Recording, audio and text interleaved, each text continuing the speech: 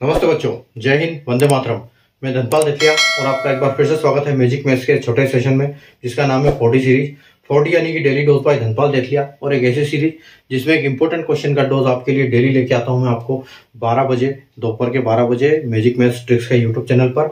और आज ऐसे जो क्वेश्चन आते हैं, ये प्रीवियस ईयर क्वेश्चन पेपर से लेके आता हूँ, और उनके कॉन्सेप्ट के जो क्वेश्चन बनते हैं उसके हिसाब से मैं क्वेश्चन आपके लिए बना के लेके आता हूँ। ठीक है, तो जो आज का क्वेश्चन लेके आया हूं मैं आपके लिए, क्या लेके आया हूं, रेशियो एंड प्रोपोर्शन चैप्टर से लेके आया हूं। तो रेशियो एंड प्रोपोर्शन के जब ये कई तरह के क्वेश्चन बनते हैं इसमें, ठीक है, तो इसमें अलग अलग तरीके के क्वेश्चन हर बार लेके आता हूं आपके लिए। तो आपने चैनल को सब्सक्राइब नहीं किया तो चैनल को सब्सक्राइब कर लीजिए, सेशन को लाइक शेयर कर दीजिए। आइए क्वेश्चन देखते हैं। क्वेश्चन क्या बोल रहा है कि if 4a is equal to 5b is equal to 6c then find the value of a ratio b ratio c।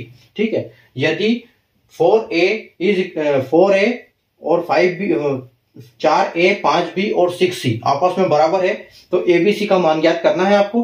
तो कैसे करेंगे, देखो क्वेश्चन बोल रहा है कि 4a is equal to 5b is equal to 6c।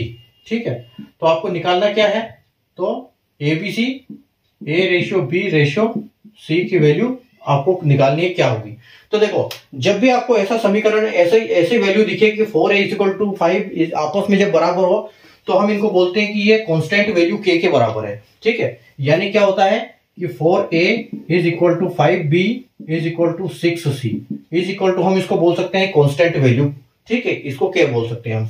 ठीक है, तो यानी कि अगर हम इसको k बोलते हैं तो ये 4a इज इक्वल टू भी k होगा, और 5b इज इक्वल टू भी k है, और 6c इज इक्वल टू भी k है।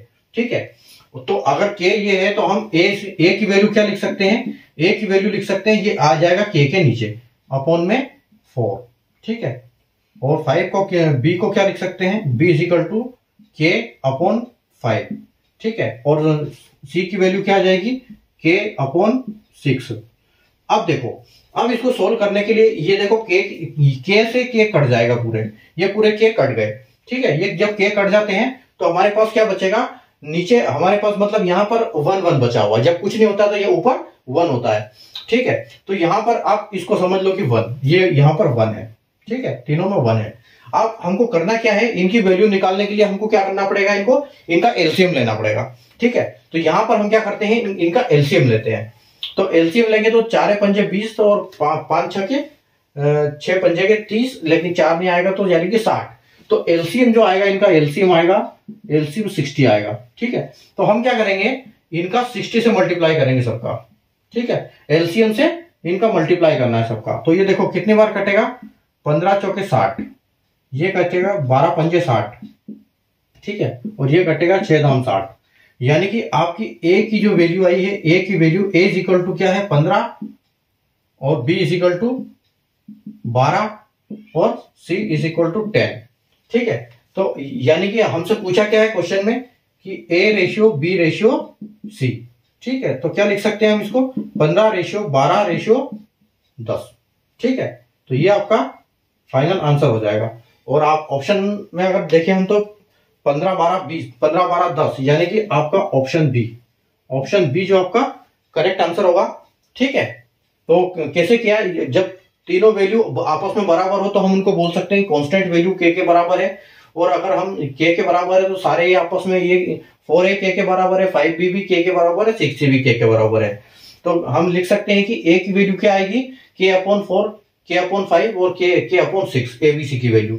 ठीक है, जब k से k कट जाएगा तो ऊपर 1 रह जाएगा, और नीचे जो डिनोमिनेटर है उसका एलसीएम लेके हम इसको सोल्व करेंगे a वैल्यू निकालने के लिए। तो हमारी abc की वैल्यू क्या आ गई, 15 12 और 10, यानी कि ऑप्शन बी आपका बिल्कुल करेक्ट आंसर है। सेशन आपको समझ में आया तो सेशन को लाइक कर दीजिए, शेयर कर दीजिए, चैनल को सब्सक्राइब कर दीजिए। Thank you.